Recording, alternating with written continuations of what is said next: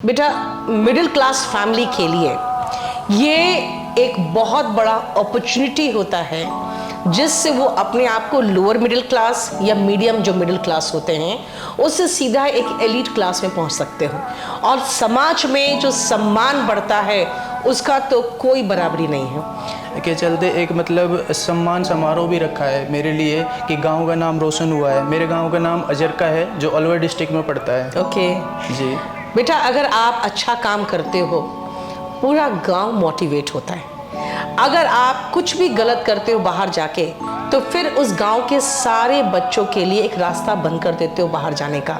Hello everyone, मिलिए Nishant income tax inspector 2021 से, और ये मेरे लिए एक बहुत बढ़िया डब्बा मिठाई का लेके आए बेटा। ऐसे ही डब्बा चाहिए मुझे हर किसी से, क्योंकि आपके मिठाई में जो मिठास होता है वो दुनिया में किसी चीज़ में नहीं हो सकता। तो निशांत, कब से आपका एसएससी का सफ़र चालू हुआ था? मैम 2017 में मैंने तैयारी की थी, आपके पास से ही की थी, यहाँ पे बत्रा सिनेमा में इंग्लिश स्पेशल का बैच लिया था। अच्छा।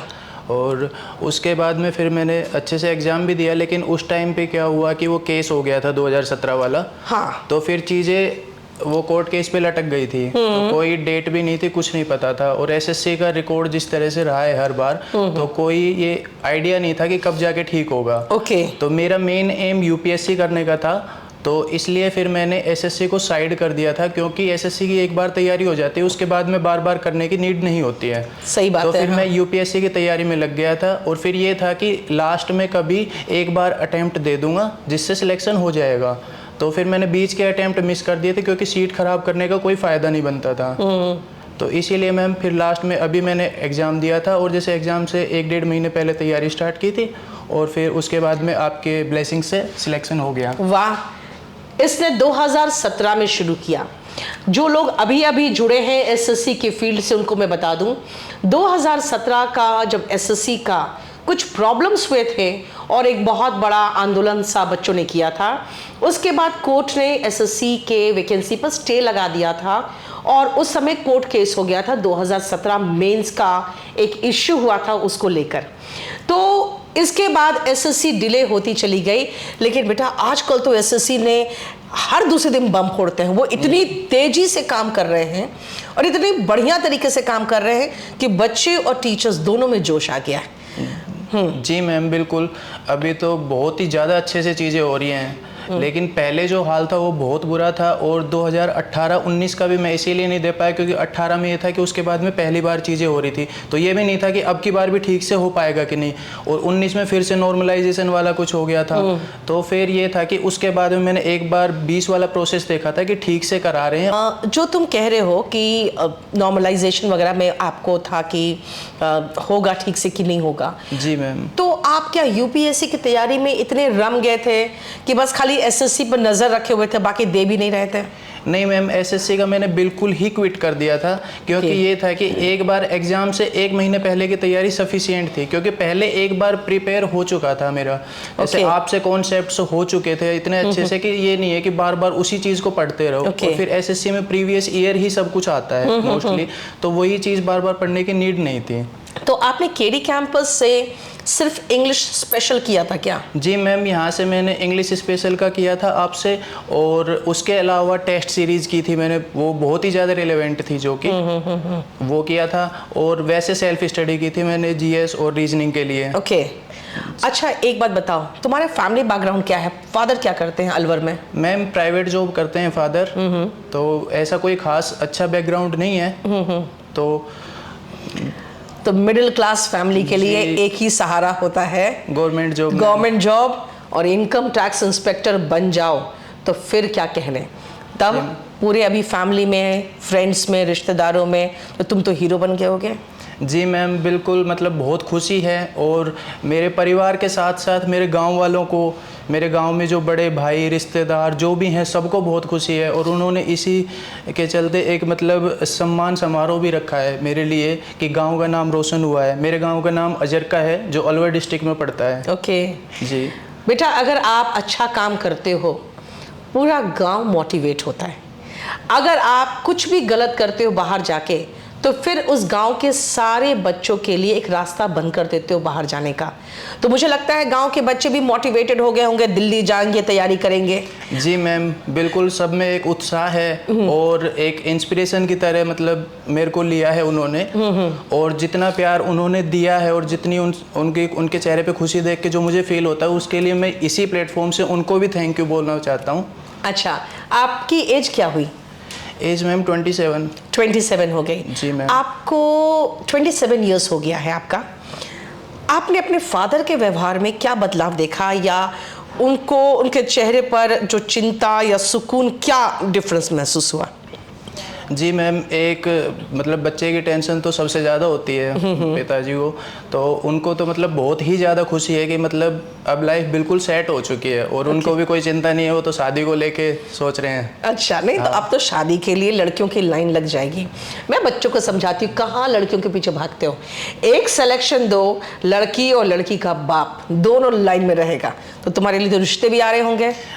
जी मैम, रिश्ते आ रहे हैं, लेकिन ये है कि अभी मेरे को अभी आगे और प्रिपेयर करना है यूपीएससी के लिए, तो अभी मैं थोड़ा टाइम और लेना चाहता हूँ। अब शादी कर लो और फिर प्रिपेयर करते रहना। जी मैम, लेकिन थोड़ा जैसे अभी उसमें मैं मतलब टच में हूँ, तो अभी चीज़ें थोड़ा सा वो हो सकती हैं अभी। तो आप मोटिवेटेड हो गए हो कि आगे जाके अब आपको सिविल सर्विसेज क्रैक करना है? हाँ जी मैम। आपके फैमिली में ये सब आपको गाइडेंस वगैरह कौन दिया है? क्या कोई बड़ा भाई है या कोई रिश्तेदार है कोई जिसने आपको गाइडेंस दिया ये सब? मैम, ये सिविल सर्विसेज के लिए और एसएससी के लिए जैसे दोस्तों से और रिश्तेदारों से और पापा के फ्रेंड हैं उनसे पता लगा था, उन्होंने ही गाइड किया था। वरना मैं जिस बैकग्राउंड से आता हूँ वहाँ पे हमें पता ही नहीं होता है कि एसएससी क्या है, यूपीएससी क्या है। और कोर्सेज के नाम पे ग्रेजुएशन में भी बीए, बीएससी, बीकॉम के अलावा कुछ नहीं जाना जाता। और फिर ये एक गवर्नमेंट जॉब एक ऐसा प्लेटफॉर्म है, एक ऐसी चीज़ है जहाँ पे बिना इन्वेस्टमेंट के आप अपने आप को प्रूव करके एक अच्छे लेवल पे पहुँच सकते हैं। बेटा, मिडिल क्लास फैमिली के लिए ये एक बहुत बड़ा अपॉर्चुनिटी होता है जिससे वो अपने आप को लोअर मिडिल क्लास या मीडियम जो मिडिल क्लास होते हैं उससे सीधा एक एलीट क्लास में पहुंच सकते हो। और समाज में जो सम्मान बढ़ता है उसका तो कोई बराबरी नहीं है। तो आपके सारे रिश्तेदार अब आपका परिचय दे रहे होंगे, जो मोहल्ले वाले होंगे जी, जो कभी तक आपको पूछते भी नहीं होंगे पहले, जी तो मैम, वो क्या नजरिया चेंज हुआ? जी मैम, सबको एक खुशी है और थोड़ा बहुत किसी को मतलब मन में कुछ था तो वो चीज़ें भी अब साइड हो गई है, सबकी तरफ से प्यार मिल रहा है और गाइडेंस ले रहे हैं लोग। तो इतने सालों से कहाँ आप अलवर में ही थे कोचिंग करने के बाद कि दिल्ली सेटल हुए थे? नहीं, दिल्ली ही था मैम, मैं दिल्ली थे जी। तो लोग ये नहीं पूछते थे बेटा दिल्ली में इतने सालों से क्या कर रहा है? मैम, मैं इतना लोगों से बात नहीं करता था ज़्यादा, कुछ मैं अकेला ही रहना प्रेफर करता था, तो अपनी पढ़ाई पे ही फोकस करता था। क्योंकि वही होता है कि कोई कुछ बात कहता है, कोई कुछ कहता है, तो उससे डिस्ट्रैक्शन होती है, क्योंकि एक ये यूपीएससी वाली लॉन्ग जर्नी है। तो ये बात तो है। तो अभी लाइफ में आपका एक निश्चिंत तो हो गया जी कि नौकरी लग गई। जी मैम। तो एक बात बताओ, इनकम टैक्स इंस्पेक्टर बन के आपको कैसी फीलिंग आ रही है? जी मैम, पहले जब भरा था, प्रेफरेंस भरा था, तब उतना समझ नहीं आया था। और लेकिन अभी जैसे जैसे धीरे धीरे जो रेस्पेक्ट मिल रही है, जो चीज़ें फील हो रही हैं, उसके बाद में अच्छा लग रहा है बहुत। अच्छा, ये बताओ, इंग्लिश की तैयारी आपने मेरे पास से की थी? जी मैम। इसके अलावा कोई बुक्स वगैरह जो आपने पढ़ा हो? नहीं मैम, ये तो सालों से प्रूव हो चुका है कि नीतू सिंह वॉल्यूम 1 के अलावा कुछ भी पढ़ने की ज़रूरत नहीं है इंग्लिश में तो। ये तो कोई झुठला ही नहीं सकता इस बात को। तो इसके अलावा वोकैब के लिए भी उसमें आपके पास आपकी बुक में काफ़ी कुछ है, उससे बाहर कुछ नहीं आता है। लेकिन ये है कि प्रीवियस ईयर जैसे पीडीएफ हो गई या पेपर्स हो गए, वहाँ से वोकैब कर सकते हैं। और तीसरी चीज़ रहती है रीडिंग के लिए वॉल्यूम 2 में भी कुछ चीज़ें हैं प्रैक्टिस के लिए। वॉल्यूम 2 पे रीडिंग के लिए तो बहुत कुछ दिया हुआ है। हाँ। और पैसेज, एडिस एक्सेट्रा हैं। और इसके अलावा वैसे न्यूज़पेपर रीडिंग कर सकते हो। जीएस कैसे प्रिपेयर किया तुम? मैम, जीएस के लिए एक तो मनोहर पांडे की छोटी बुक आती है, उसको थोड़ा रिवाइज किया था मैंने, बाकी ल्यूसेंट से पढ़ा था। और उसके अलावा करंट अफेयर के लिए कोई भी मंथली जो 100 क्वेश्चन की मैगजीन आती थी, वहाँ से चीज़ें की। अच्छा, एक बात बताओ, जो तुम यूपीएससी की तैयारी कर रहे हो, क्या उसने तुम्हें जीएस में हेल्प किया क्या? उससे मैम कॉन्सेप्ट क्लियर हो जाते हैं बहुत अच्छे से। और मेरा थोड़ा ये रहता है कि जैसे फैक्ट्स मुझसे याद नहीं हो पाते उतना अच्छे से, मेरे को कॉन्सेप्ट बहुत अच्छे से समझ आते हैं। लेकिन एसएससी में तो फैक्चुअल क्वेश्चन ही आते हैं, कॉन्सेप्चुअल तो कुछ नहीं होता ऐसा। जी मैम। ठीक है, और मैथ्स की तैयारी कैसे की आपने? मैथ्स के लिए मैम मैंने मॉक्स लगाए थे, बाकी यूट्यूब से कुछ हेल्प ली थी और टेलीग्राम पे पीडीएफ्स हो गई, वहाँ से हेल्प ली थी। यूट्यूब में तो कुछ टीचर्स हैं जो बिल्कुल कंप्लीटली फ्री पढ़ा रहे हैं। हाँ जी, और बहुत टीचर्स ऐसे हैं जो अपना लगभग सब कुछ फ्री दिए हुए हैं। ये बात तो सही है। मैथ्स में खैर आपको बहुत अच्छा गाइडेंस तो मिल जाएगा मैथ्स में। तो मैथ्स में यूट्यूब में किसके वीडियोस देखा आपने? मैम मैंने किसी स्पेसिफिक टीचर के नहीं देखे थे, कुछ जैसे अलग अलग किसी का कोई चैप्टर लगा या कोई वीडियो लगी अच्छी वो देख लिया। उसके अलावा जैसे मैं मॉक्स पे ज़्यादा डिपेंड था। आपका ग्रेजुएशन किस सब्जेक्ट में है? ग्रेजुएशन आर्ट्स में है मैम। आर्ट्स में? हाँ, ओके। वो नॉन कॉलेज है वो भी। और 12th तक क्या चीज़ में पढ़ा आपने? क्या वो 12th में पीसीएम थी मैम मेरे पास। अच्छा, फिजिक्स केमिस्ट्री मैथ्स था। तो मैथ्स में आपको बहुत दिक्कत नहीं हो रहा? नहीं, मैथ्स मेरा शुरू से ही मैम अच्छा था। वो मतलब उस टाइम के जो टीचर्स थे, इस चीज़ का क्रेडिट उनको जाता है। ओके जी मैम। अच्छा, रीजनिंग कैसे तैयारी किया? रीजनिंग के लिए मैम मैंने प्रीवियस ईयर जो क्वेश्चंस थे उनकी ही प्रैक्टिस की थी, बाकी कोई टॉपिक नहीं आया तो उसके लिए यूट्यूब से हेल्प ले ली थी बस। तो यूट्यूब को जानते हो बेटा, मुझे जो महसूस होता है यूट्यूब सबसे अच्छा हेल्प आपको तब कर सकता है जब आपको कोई चैप्टर में डिफिकल्टी हो और अब यूट्यूब जाके उस चैप्टर को सर्च मार के और जो बढ़िया टीचर हो उसका वो वीडियो देख ले। लेकिन आजकल बच्चे क्या करते हैं ना, बस वीडियो देख रहे हैं तो देख रहे हैं तो देख रहे हैं। क्या ये सब सोशल मीडिया में कितना समय बिताते थे तुम? मैम ये तो बिल्कुल सही बात है। इस डिस्ट्रैक्शन से कोई नहीं अछूता है, क्योंकि हमारे साथ भी कई बार चीज़ें हुई हैं, क्योंकि इतने सारे टीचर्स हैं, इतने सारे सोर्सेज अवेलेबल हैं और काफ़ी सारी चीज़ें एक मार्केटिंग पर्पज से भी हो रही हैं यूट्यूब पे। काफ़ी सारे शॉर्ट्स और रील्स और 70 चीज़ें चलती हैं, तो उससे डिस्ट्रैक्शन भी होता है। या फिर और एक जो थंबनेल जिस तरीके से प्रेजेंट किया जाता है किसी भी वीडियो का, तो उसमें ऐसा लगता है कि पता नहीं क्या ही होगा, लेकिन वो 1 मिनट की इन्फॉर्मेशन होती है, उसके पीछे 10 मिनट ख़राब की जाती हैं। और उसमें भी ये होता है कि थोड़ा सा कई बार तो नॉर्मल ही चीज़ें रहती हैं। अच्छा, एक बात बताओ, 2017 में तुमने तैयारी किया, जी। 2021 में एग्जाम दिया और बीच में 2-3 साल बिल्कुल देखा भी नहीं। जी मैम। अब मुझे एक बात बताना, जैसे अभी कुछ मैथ्स के टीचर्स का रहता है कि भाई ये मटेरियल तो रद्दी है, इसको फेंको, ये पढ़ो। तो मैंने एक ही चीज फील किया, क्योंकि मैंने इस बार मैथ्स का जो क्वेश्चन आया तो मैंने खुद सॉल्व करके देखा। जी मैम। इतने आसान क्वेश्चन थे कि जिसको मुझे लगता है कि मैंने सॉल्व कर दिया, इतने सालों के नहीं पढ़ी हूँ मैथ्स तब भी, तो बच्चे तो आराम से सॉल्व कर रहे होंगे। तो क्या ये जो 2017 के जो मटेरियल मार्केट में अवेलेबल थे वो अब रेलेवेंट है कि सही में वो रद्दी है? मैम उनके रेलेवेंसी कही जाए तो ये होगा कि 0.001% के आसपास होगी। अच्छा। क्योंकि 2017 के बाद में जब से टीसीएस आया उसके बाद में पेपर का लेवल डाउन ही चल रहा है, और अभी 2022-21 जो चल रहा है इसमें बहुत ही ज़्यादा डाउन हो गया है। ठीक है। अब पहले तो मतलब कह सकती हूँ मैं कि उतना डिफिकल्ट नहीं है, आसान हो गया। बिल्कुल मैम, बहुत ही ज़्यादा आसान हो लेकिन चुका बेटा है। मैं आपसे जो पूछ रही हूँ आप एक चीज़ नहीं समझ रहे हो, टीचर आसान नहीं बता रहे हैं, कह रहे हैं कि वो रद्दी है उसको फेंक दो।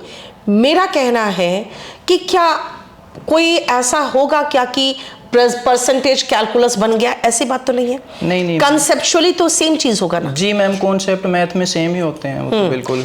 तो और नीचे गया है। हाँ बस जी। लेकिन टीचर्स तो जो मैथ्स का हवा बना रहे हैं वो तो ऐसा लग रहा है जैसे नीचे से ऊपर गया है। मैम ये तो अब वो अपना चलाने के लिए और जब पढ़ाने के लिए, और वो टीचर्स का भी एक पर्सपेक्टिव देखा जाए तो ठीक भी होता है, क्योंकि वो 0.01% चीज़ के लिए भी रेडी रखते हैं कि बाय द वे अगर कुछ टफ आ जाता है बहुत तो उसके लिए ओके। जैसे इंग्लिश का मैंने बुक लिखा था 2012 में। जी मैम। मुझे लगता है वो आज भी रेलेवेंट है, क्योंकि आज के टॉपर्स भी उनका नाम लेते हैं उस बुक का। तो मैम तो मैं एक ही चीज़ कहती हूँ बेटा कि आप जो कॉन्सेप्ट पढ़ रहे हो मैथ्स के, चाहे वो परसेंटेज हो या प्रॉफिट एंड लॉस हो या टाइम एंड वर्क हो, कोई भी चैप्टर हो, कॉन्सेप्ट तो सेम ही रहेगा। क्वेश्चन नीचे से ऊपर कहाँ तक लेके जाना है वो आप पर निर्भर करता है, आप किस तरह के एग्जाम दे रहे हो। अगर कैट वगैरह का दे रहे हो तो बहुत ऊपर जाएगा। बिल्कुल। एसएससी दे रहे हैं तो अभी 18, 19, 20, 21, 22 मैं 5 साल पे मैंने महसूस किया है कि जैसे मैथ्स की बात नहीं करूंगी, खाली इंग्लिश की बात करूंगी। जी मैम। 2017 का जो मैंने क्लोज टेस्ट वगैरह देखा था वो लगभग टच करने लगा था पीओ के कुछ लेवल को। जी। अब फिर से बहुत नीचे है। जी मैम। तो मुझे उतना ज़्यादा डिफिकल्ट चीज़ें पढ़ाने की ज़रूरत नहीं पड़ती। जी मैम बिल्कुल। इंग्लिश की बात की जाए तो इंग्लिश में फिर भी चीज़ें थोड़ा ठीक हैं, मतलब उसका लेवल उतना ज़्यादा नहीं गिरा क्योंकि इंग्लिश एक लैंग्वेज हो गई, तो उसमें वो रीडिंग स्पीड, पैसेज तो अब 2022 दिया क्या तुमने? मैम वो 2022 दिया है अभी। दिया है जी। ओके, मेंस भी दिया क्या? मेंस भी दिया है मैम। ओके चलो, बहुत अच्छा लगा तुमसे बात करके। जी। बच्चों को गाइड करने के लिए हम ऐसे ही सिलेक्टेड कैंडिडेट्स को बुलाते रहेंगे, क्योंकि बेटा एक चीज़ मैं बता दूं आपको, हम सिर्फ बच्चों को बुला सकते हैं, लेकिन जो एग्ज़ाम से गुजरा है वही प्रॉपर गाइडेंस दे सकता है आपको। हाँ, ये ज़रूर है कि हर साल का क्वेश्चन पेपर हम ज़रूर देखते हैं, सॉल्व करते हैं आपके साथ यूट्यूब चैनल में आके, चाहे वो केडी लाइव हो या इंग्लिश बाय नीतू मैम हो। हम ज़रूर सॉल्व करते हैं सिर्फ ये देखने के लिए कि आपको भी पैटर्न बताया जाए और खुद भी चेंजेस देखे जाए। तो हमेशा याद रखिएगा, जो सेलेक्टेड कैंडिडेट है वो आपको प्रॉपर गाइड कर सकते हैं। और इसी क्रम में आज हम मुलाकात किए हैं निशान से, जो अलवर से हैं और इनकम टैक्स इंस्पेक्टर के रूप में सेलेक्टेड हुए हैं। तब आगे के जर्नी के लिए बहुत बहुत शुभकामनाएं। Thank you. ऐसे ही मिठाई का डब्बा लेके एक बार आना, और जी मैम। जब आईएएस की तैयारी करके आप आईएएस बन के आओगे तो हाँ, ये जरूर है कि आईएएस बनाने में मेरा कोई हाथ नहीं होगा, लेकिन मिठाई का डब्बा लेने में क्या जाता है ना। Thank you so much. जी मैम, थैंक यू।